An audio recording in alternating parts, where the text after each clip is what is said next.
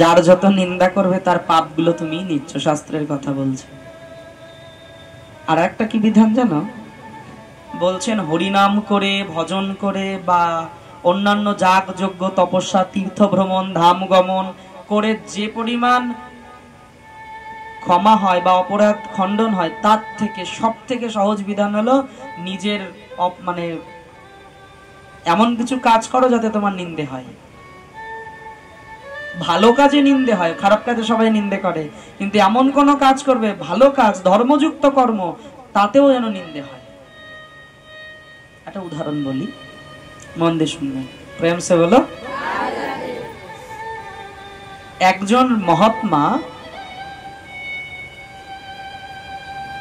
সারাদিন ভজন করে, ভজন করে ওই বেলা শেষে ওই মধ্যাহ্নকাল,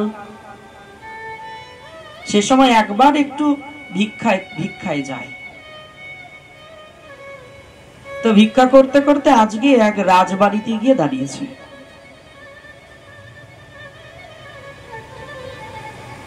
রাজা মশাইকে ডাকছে, মহারাজ।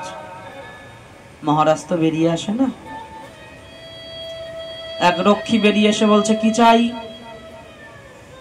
বলছে, ভিক্ষাং দেহি, আমি একটু ভিক্ষা চাই। মহারাজের আদেশ ছাড়া আমি ভিক্ষা দিতে পারবো না। বেশ, যাও তাহলে মহারাজের কাছে অনুমতি নিয়ে আসো। মহারাজ ভোজনে বসেছে, মধ্যাহ্নকাল।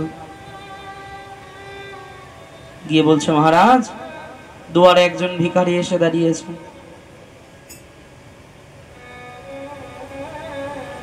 অসময় ভিখারি, এক কাজ করো, যাও ওই আমার ঘোড়াশালা থেকে ঘোড়ার কিছুটা মল দিয়ে দাও। আসার সময় পাইনি। খুব ভালো। রক্ষী ছুটে এসে সেই ঘোড়াশালা থেকে ঘোড়ার কিছু খানিকটা মল তুলে সেই ভিখারির পাত্রেতে দিয়ে দিয়েছে। আর সেই মহাত্মার প্রতিদিনের সংকল্প ছিল এক বাড়িতেই ভিক্ষা করবে, এক বাড়ির বেশি যাবে না। ওই এক বাড়িতে যা পাবে তাই এনে ভোগ লাগিয়ে যাই হোক প্রসাদ রূপে গ্রহণ করবে। খুব ভালো। সেই মহাত্মা মনে মনে চিন্তা করলেন, ভগবানের বুঝি আজ এই ইচ্ছা, ভগবান বুঝি এটাই চাইছে আমার সঙ্গে। বেশ, সেটা ফেলে দিয়ে, সেটা তো আর ভক্ষণযোগ্য নয়, ফেলে দিয়ে সুন্দর নদীতে জল ধুয়ে স্নান আদি করে খানিকটা জল তুলে একটা তুলসী পত্র দিয়ে ভগবানকে নিবেদন করে জল পান করে ভজনে বসে গেলেন। কিচ্ছু বললেন না। যদি প্রতিবাদ করে ফেলতো তাহলে তার তখনই কর্মফল ভোগ হয়ে যেত।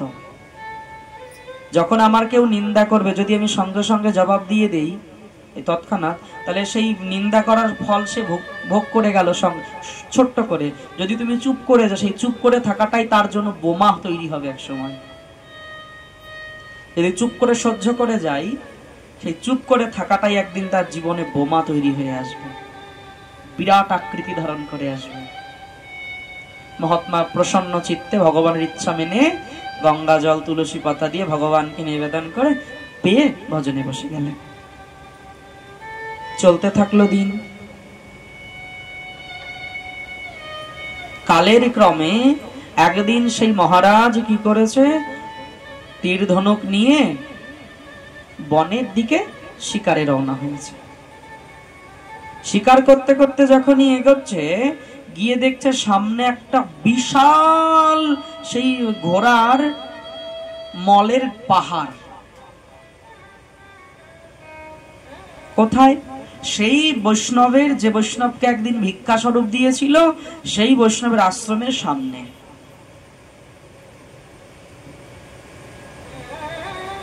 তা দেখে সন্দেহ হলো, এত পরিমাণ ঘোড়ার গোবর এখানে কি করছে? আর একটু একটু করে বাড়ছে, সেটা কমছে না। দেখে সন্দেহ হলো। তো দেখছে পাশেই এক মহাত্মা বসে বসে ভজন করছে, তার কাছে কৌতূহল বশত জিজ্ঞাসা করেছে, আর দেখে চিনতেও পেরেছে এই সেই ব্যক্তি যাকে আমি পূর্বে একদিন এই ঘোড়ার মল আমি ভিক্ষায় দিয়েছিলাম। তে গিয়ে দাঁড়িয়ে বলছে, মহারাজ এই যে এত বড় ঘোড়ার মলের একটা পাহাড় কেন? বললেন, মহারাজ আপনি কি ভুলে গেছেন সেই পূর্বের কথা? এগুলো সব আপনার জন্য, এই সমস্ত মল আপনার জন্য অপেক্ষা করছে। কেন? বলে, ওই একদিন মনে পড়ে না, আমি ভিক্ষায় গিয়েছিলাম, মধ্যাহ্নকাল আপনি ভোজন করছিলেন, বিরক্ত হয়ে আমার ভিক্ষা পাত্রে আপনি সেই ঘোড়ার মল তুলে দিলেন। সেই মল আপনার কর্মফলের ভোগ করানোর জন্য বাড়ছে দিন দিন। বলে, আমি তো একদলা দিলাম, এটা কেন বাড়ছে? বলছে, বাড়বে, এখান থেকে একটু একটু করে আরো বাড়বে। ভয় হলো মহারাজের। মহারাজ সঙ্গে সঙ্গে সেই মহাত্মাকে জিজ্ঞাসা করলেন, এটাকে থামানোর কোনো ব্যবস্থা নেই? এই যে বেড়েই চলছে দিন দিন, দেখছি একে কমানো যাবে না? বলে, যাবে। বলেন, কমানো যাবে সে ঠিক আছে, আগে থামানোর ব্যবস্থা করুন। এই যে বাড়ছে, এই গোবরের ঢিপিটা যে বেড়ে উঠছে, পাহাড়ের মতো উঁচু হয়ে উঠছে, কমানোর আগে একে আগে থামানো উচিত। এ তো বেড়েই চলছে, থামানোর কি উপায় আছে? বললেন, হরিনাম ভজন করো। হরিনাম করলে হয়তো ভগবানের ইচ্ছাতে এটা থেমেও যেতে পারে। খুব ভালো, মেনে নিলেন। মেনে নিয়ে সেই মহাত্মার কাছ থেকে দীক্ষা নিয়ে তিনি নাম জপ আরম্ভ করলেন, ভজন আরম্ভ করলেন। হরিনাম করতে করতে করতে করতে এক সময় প্রতিদিন হরিনাম করে, আর সারাদিন হরিনাম করার পর ওই বিকেল বেলা একবার হাঁটতে হাঁটতে সেই গোবরের ঢিপিটা দেখতে যায়। একদিন দেখছে, প্রথম প্রথম কিছুদিন দেখলো না, কমছে না, বাড়ছে, কিন্তু বাড়ার পরিমাণটা কমছে। একদিন দেখলেন বাড়ার পরিমাণটা থেমে গেছে, বাড়ছে না, কিন্তু একই অবস্থায় আছে। ছুটে গেল সে মহাত্মার কাছে, গুরুদেব আপনার কথা অনুসারে ভজন তো করলাম, তো কি হলো? বলে, দেখছি পরিমাণটা বাড়ছে না, কিন্তু যে পরিমাণ হয়ে আছে এটা ভোগ করব কেমন করে? একে কি কমানো যাবে না? যাবে। বলে, আমি হাত হরিনাম করলাম, কমলো না যে? বলছে, এই হরিনাম করেছ, থেমে গেছে, কমবে না। তাহলে কমাতে গেলে কি করতে হবে? কোনো বিধান নেই কমানোর? বলে, আছে, একটা ব্যতিক্রম বিধান আছে। কি? বলছে, তোমার এই সংসারে এমন কোনো কাজ করো যাতে তোমার খুব নিন্দা হয়। তুমি এমন কোনো কাজ করো যাতে তোমার খুব নিন্দা হয়। তবে হ্যাঁ, অধর্ম করলে নিন্দা সবাই করে, ধর্মকর্ম করবে তাতেও যেন নিন্দা হয়, এমন কিছু করো, ব্যতিক্রমী কিছু পথ অবলম্বন করো যা দেখে সংসার তোমার নিন্দা করবে। আর যখনই কেউ নিন্দা করবে তোমার, এই যারা তোমার নিন্দা করছে তারা ওই একটু একটু করে গোবরের ভাগটা নিয়ে নেবে নিজের ঝোলায়। প্রেম সে বলো। বলে, ওটা তো মানে উধাও হয়ে যাবে না, কিন্তু কাউকে যদি ভাগ দিতে পারো, তুমি একটু নাও, তুমি একটু নাও, তুমি একটু নাও, তাহলে পরিমাণটা কমতে পারে। এর বাইরে কোনো বিধান নেই, অর্থাৎ ভাগ দিতে হবে। দেখা গেল 5 কিলো তন্ডুল আছে, আপনি হাফ কিলো 1 কিলো 1 কিলো করে ভাগ করে দিলেন, ভাগ হয়ে গেল। এইভাবে করতে হবে। তবে ভাগ করার একটাই পদ্ধতি, এমন কিছু আপনি করুন যাতে আপনার প্রচন্ড নিন্দা হয়। গুরুদেব আপনার কথা অনুসারে তো আমি এখন সব ধর্ম করি, শাস্ত্রযুক্ত কর্ম করি। বলছে, বুদ্ধি করে বের করো। তো মহারাজ একদিন হরিনাম করতে করতে হরিনামের কাছে প্রার্থনা করছে, প্রভু হে নাম রূপ ভগবান, আমায় এমন কিছু বুদ্ধি দিন যাতে আমি এই ভজনের মাধ্যমেও যাতে আমার নিন্দা হয়। দেখবেন জগতে যারা একটু তিলক ধারণ করা আরম্ভ করেছে, একটু কণ্ঠি নিয়েছে, বা একটু ভোগ লাগাচ্ছে, একটু ঘন্টা বাজিয়ে পুজো করছে আশেপাশে, পাশের বাড়ির লোকের জ্বালায় বাঁচে না। বলে ওরা কি পাগল টাগল হয়ে গেছে নাকি, ঘন্টা বাজানো থামে না। করতে থাকো, তুমি করতে থাকো, আমি ঘন্টা বাজাতে থাকি, আমার পথ পরিষ্কার হবে, আর ওই পথের যত আবর্জনা তোমার খাতায় লেখা হচ্ছে। করতে থাকো, প্রেম সে বলো। আমি তো বলি বাপু আমার কাছ থেকে বেতন নাও, তবুও করো।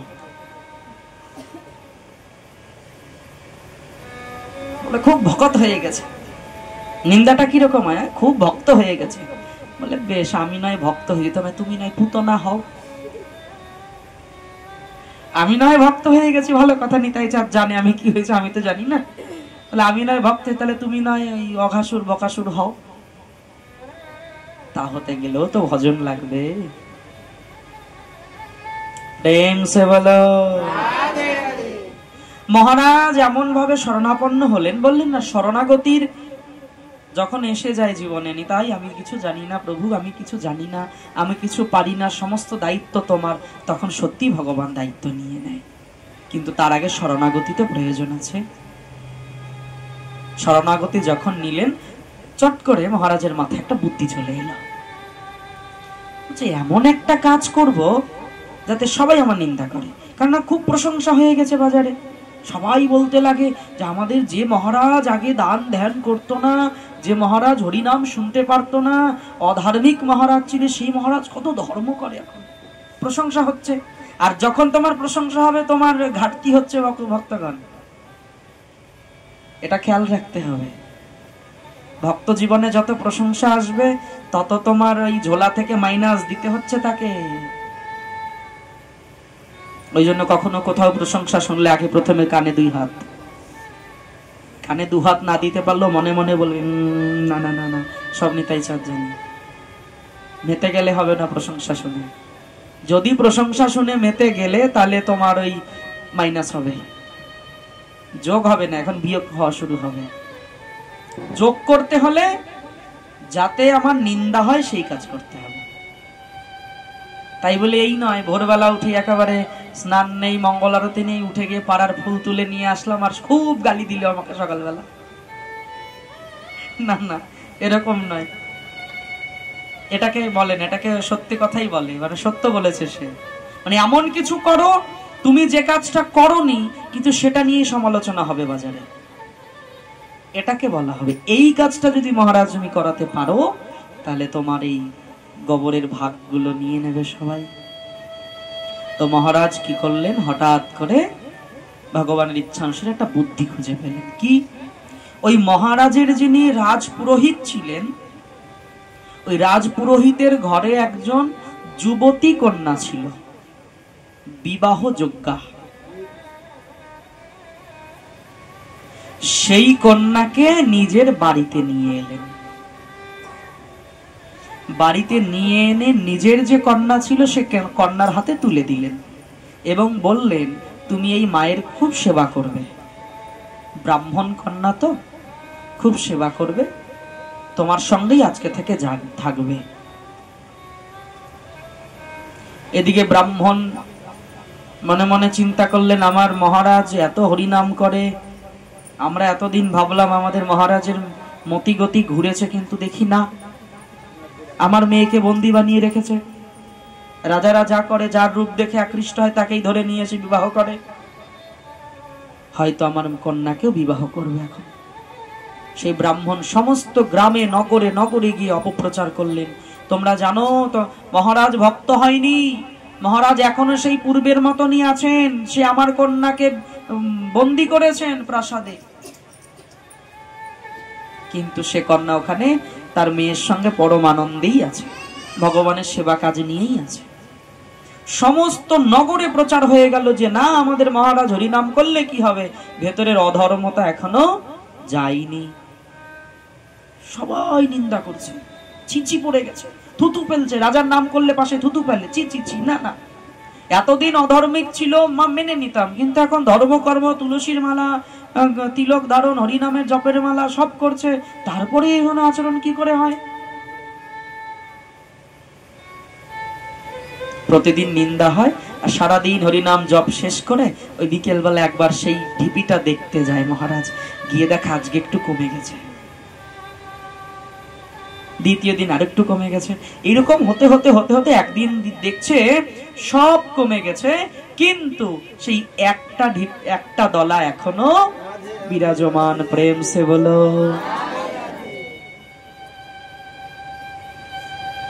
গুরুদেবের কাছে ছুটে গেছি, গুরুদেব কি হয়েছে জানো?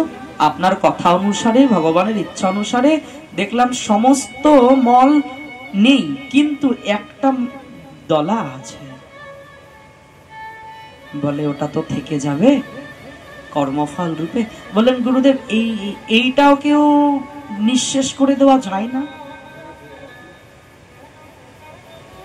সব যখন গেল তো এটা একটা কেন থাকলো? বলে শোনো, এটাকেও করে দিতে পারো, এর পেছনে একটা বিধান আছে। কি? বলে তুমি তোমার রাজ্যে একটু খোঁজ করো, তোমার রাজ্যে খোঁজ করো, কোনো একজন তোমার নিন্দা করেনি, কোনো একজন তোমার নিন্দা করেনি, ওই জন্য তার ভাগটা থেকে গেছে। বলে তাই কি করে বুঝবো? বলে পরীক্ষা করো, কে পরনিন্দা পরচর্চা থেকে দূরে থাকে দেখলেই বোঝা যায়। কাছে এসে যখন কেউ পরনিন্দা শুরু করবে তখনই তাকে থামিয়ে দেবে, না না না, ওগুলো তোমার কাছেই রাখো, আমার কাছে বলো, তোমার কথা তোমার কাছেই রাখো। তো নগরে ঘুরতে ঘুরতে ঘুরতে ঘুরতে খুঁজতে খুঁজতে মনে মনে খুঁজতে খুঁজতে মহারাজ একদিন বুঝতে পারলেন একজনকে, এক বৃদ্ধা মা একা থাকে, আগে পরে সংসারে কেউ নেই, ওই গিরিধারী ছাড়া জগতে তার কেউ নেই। সারাদিন ওই গিরিধারীর সেবা করে, ওই জীবিকা করে কি, ওই বনের কোনো শাক পাতা তুলে নিয়ে এসে একটু বাজারে বিক্রয় করে মূল্য এনে তা দিয়ে গিরিধারীর ভোগ নিবেদন করে, বা কখনো কখনো প্রয়োজন বিশেষ দুয়ারে গিয়ে একটু ভিক্ষা চেয়ে নিয়ে এসে এইভাবে প্রসাদ পেয়ে জীবনটা কাটায়। সারাদিন ওই গিরিধারী নাম জপ করে জীবনটাকে অতিবাহিত করে।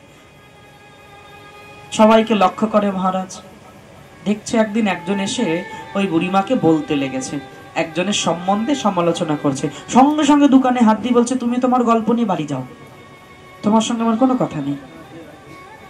এই কথা কিন্তু লক্ষ্য করলেন মহারাজ ছদ্মবেশে। মহারাজ হয়ে বেরোলে তো সবাই ভয়ে একটা সংকোচ এসে যাবে মনে, ছদ্মবেশে ঘুরছেন রাজ্যে, খুঁজছেন মনে মনে কে এমন আছে রাজ্যে গুরুদেবের কথা অনুসারে যে আমার নিন্দা করেনি,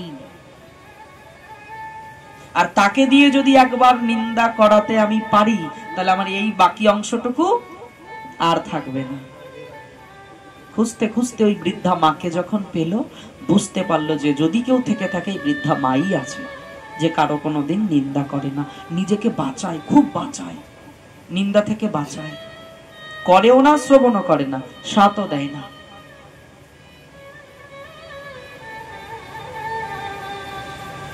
তো সেই মহারাজ কি করেছে, ছদ্মবেশে সাধারণ বেশ ধরে একদিন ওই বৃদ্ধা মায়ের বাড়ির কুটিরে এসে বসেছে। এ কথা সে কথা বলতে বলতে হঠাৎ করে বলতে লেগেছে, ও মা, শুনলাম আমাদের রাজ্যের মহারাজ নাকি এরকম এরকম করেছে, তুমি কি জানো? যেই বলেছে এইটুকু, বেরাও, এক্ষুনি বেরাও, এক্ষুনি আমার কুটির থেকে বেরিয়ে যাও, তুমি এখানে নিন্দা করতে এসেছো, যাও বেরিয়ে যাও। আর তুমি কি ভেবেছ তুমি এসে তুমি তোমারই নিন্দা করবে, আর আমি সেই নিন্দা কান দেব? বৃদ্ধা মা বলছে, তুমি কি ভেবেছ তোমার ওই একদলা গোবর আমি খাবো? না না না, তোমার ওই একদলা তোমাকেই খেতে হবে। হরিনাম করলে কর্মফল নিঃশেষ না হলে পরিণাম কমে যায়, ভুগতে কিন্তু হয়। ভজন করলে কর্মফল পরিমাণ কমতে পারে, ভুগতে তো হয়। যেদিন মৃত্যু যোগ ছিল সেই দিন দেখা গেল ছোট্ট একটু কেটে রক্ত বেরিয়ে যোগটা কেটে গেল। খট্টাঙ্গ মহারাজের হয়নি? হয়েছিল না? খট্টাঙ্গ মহারাজের মৃত্যু যোগ ছিল।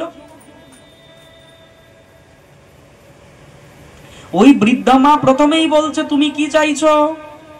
আমার দ্বারা তোমার নিন্দা করি ওই একদলা গোবর আমাকে খাওয়াবে? পারবে না।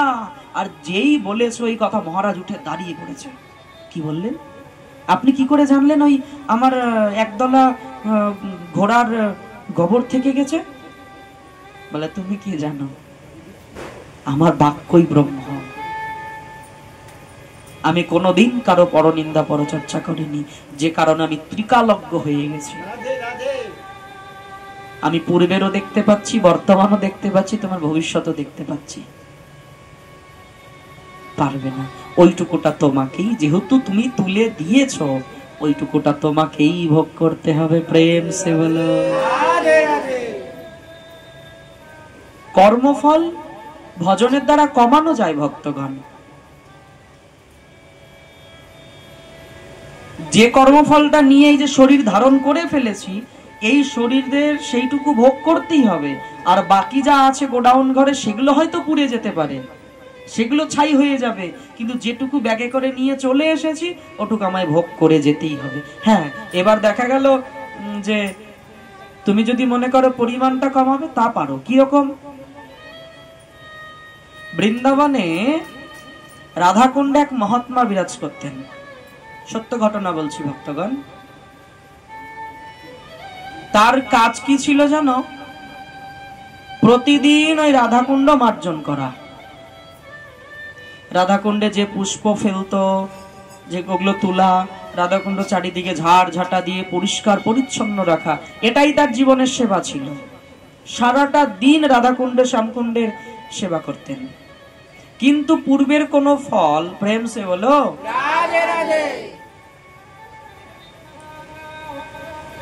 পূর্বের কোন কর্ম তার ফলস্বরূপ তার কুষ্ঠব্যাধি হওয়ার কথা ছিল। প্রায় 10 থেকে 12 বছর তার কুষ্ঠব্যাধি হয়ে থাকবে। কিন্তু সারাদিন সে রাধাকুণ্ডের সেবা করে, মানে অর্থাৎ সাক্ষাৎ প্রাণেশ্বরীর সেবা করে, রাধারানীর সেবা করে। তো একদিন কুষ্ঠ অর্থাৎ কর্মফল একদম স্বরূপ ধরে সামনে প্রকট হয়ে জোর হাত করে মাথা নত করে দাঁড়িয়েছে। কর্মফল মাথা নত করে দাঁড়িয়ে চোখে চোখ দিয়ে কথা বলছে না। আর আমাদের একেবারে সোজা এসে ঘাড়ে চেপে বসবে, এসে জোর হাত করে দাঁড়িয়ে বলছে, মহাত্মা দেখুন, আপনার জীবনে কর্মজনিত ফলস্বরূপ 10 বছর আপনার জীবনে কুষ্ঠ ব্যাধি আছে। আমি সেই কর্মফল, কৃপা করে আপনি আমাকে গ্রহণ করুন।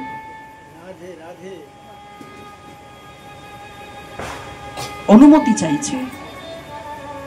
মহাত্মা বলছে, খবরদার, আমার ধারে কাছে আসবে না। শোনো, 10 বছর আমি 10টা মিনিট রাধাকুণ্ডের সেবা ছাড়া থাকতে পারবো না। আমার জীবন যৌবন সর্বস্বই রাধাকুণ্ডে, সর্বস্বই প্রাণেশ্বরীর চরণ কমলে। আমি সারাটা দিন ওই রাধাকুণ্ডের সেবা নিয়েই পড়ে থাকি। কুণ্ড মার্জন, কুণ্ডের জল পরিষ্কার করা, এবং এমনকি কুণ্ডে যে সমস্ত সন্ত মহাত্মা এসে স্নান করে তাদের সেবা করা। না না না, আমি তোমায় নিতে পারবো না। ঘুরিয়ে দিলেন প্রথম দিন, জোর করতে পারলেন না। কর্মফল ঘুরে চলে গেল, কর্মফল ঘুরে চলে গেল ভক্তগণ।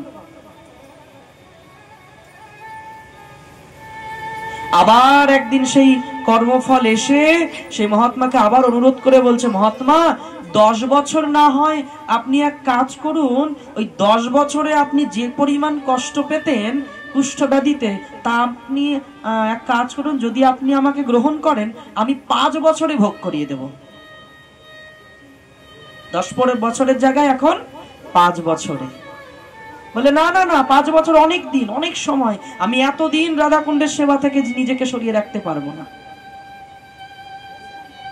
আবার ঘুরিয়ে দিলেন, নিলেন না। আর কর্মফলেরও দেখো, নাম জপকারীকে কত ভয় পায় কর্মফল। যারা ভগবানের সেবা কাজ করে তাদের দেখে কর্মফল কত ভয় পায়, বিনয় করছে, বিনয় বিনীত বিনয় করে অনুরোধ করে বলছে আমায় গ্রহণ করুন। আবার একদিন এসে সেই কর্মফল বলছে, মহাত্মা কালকে তো খণ্ডন করানো যায় না, নিয়তিকে তো পাল্টানো যায় না, এক কাজ করুন 5 বছর না হয় আপনি 1 বছরের জন্য আমায় গ্রহণ করুন। আমি কথা দিলাম 1 বছর আপনার শরীরে থাকবো, 10 বছরের ভোগ আমি 1 বছরে ভোগ করিয়ে দেব। না না না না, ও কথা বলবে না, 1 বছর আমার জীবন থেকে বেরিয়ে যাবে, সেবা থেকে বঞ্চিত হব আমি। না না না, এমন করবে না আমার সঙ্গে, আমি পারবো না। 1টা বছর 365টা দিন আমি কেমন করে রাধাকুণ্ডের সেবা থেকে নিজেকে সরিয়ে রাখবো, ওই রাধা মাধবের সেবা থেকে নিজেকে দূরে রাখবো বলো? না না না, ঘুরে চলে গেল। 1 মাস, না না 1 মাসও নয়, বলে 15 দিন, না 15 দিনও নয়। শেষমেশ এসে বললেন, হে মহাত্মা আপনি যদি ভগবানের এই সিদ্ধান্তকে মেনে না নেন তাহলে প্রকৃতি বিপাকে পড়বে, প্রকৃতির নিয়ম খণ্ডন হবে, আপনাকে তো ভগবানের আদেশ মেনে নিতেই হবে দয়াময়। কর্মফল প্রার্থনা করছে। শেষমেশ আমি এটুকু বলতে পারি, হে মহাত্মা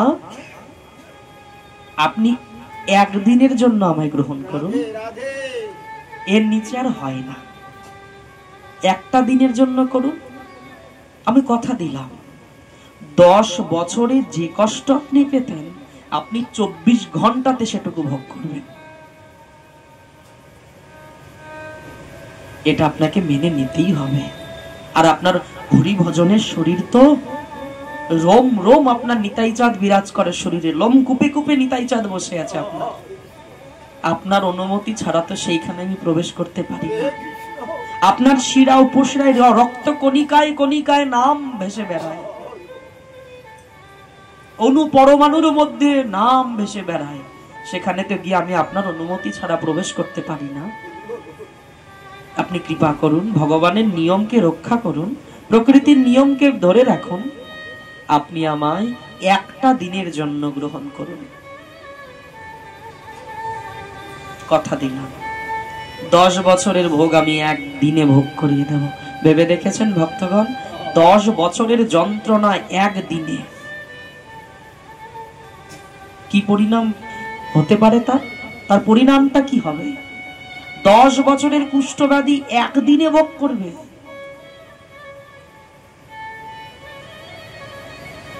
মহাত্মা রাজি হলেন, বেশ 1টা দিন তো কষ্ট করে রাধাকুণ্ডের সেবা থেকে নয় দূরে থাকবে শরীরটা, কিন্তু 1 দিন, এর বেশি কিন্তু থাকতে পারবে না। হ্যাঁ, আমি খুব জোর 10 বছরের ভোগ আমি 1 দিনে ভোগ করিয়ে দেব। পারবেন তো মহাত্মা সহ্য করতে? বলে সব নিতাই চাঁদ জানে, শরীর তো তার, সব তিনি বুঝবেন। সমস্ত সেবকগণকে বললেন, যারা আশেপাশে ছিলেন বৈষ্ণবদেরকে ডেকে বললেন, শোনো আমি এই যে ঘরের দরজা বন্ধ করে ঘরে প্রবেশ করলাম, আমি 1টা দিন বেরোবো না, আমি যতই চিৎকার করি না কেন তোমরা কেউ দরজা খুলবে না, আমার কিছু হবে না। আমি যদি চিৎকার করে করে ঘরের দেয়াল ফাটিয়ে দেই, ছিঁড়ে দেই, তবুও তোমরা দরজা খুলে আমাকে বাঁচানোর চেষ্টা করবে না, কেন এই আমার কর্মফল। মহাত্মা যেন ঘরের দরজা বন্ধ করে ঘরে প্রবেশ করলেন, আর ওই কর্মফল কুষ্ঠব্যাধিকে আহ্বান করে নিজের শরীরে ধারণ করে নিলেন। সঙ্গে সঙ্গে সেই মহাত্মার শরীর গলে পচে পড়ে গেল, পোকা কিলবিল করতে লাগলো, আর মহাত্মা সজোরে চিৎকার করতে লাগলেন, আর্তনাদ করতে লাগলেন। বাইরে ভক্তরা ছটপট ছটপট করছে, কিন্তু আদেশ কেউ ভেতরে যাবে না। খুব খুব চিৎকার করলেন, শরীর পচে পচে বেরিয়ে গেল, দুর্গন্ধ ছড়িয়ে গেল আশেপাশে।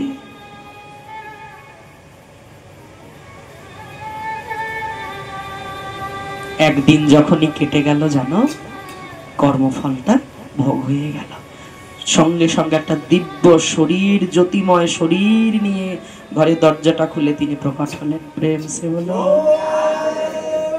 কর্ম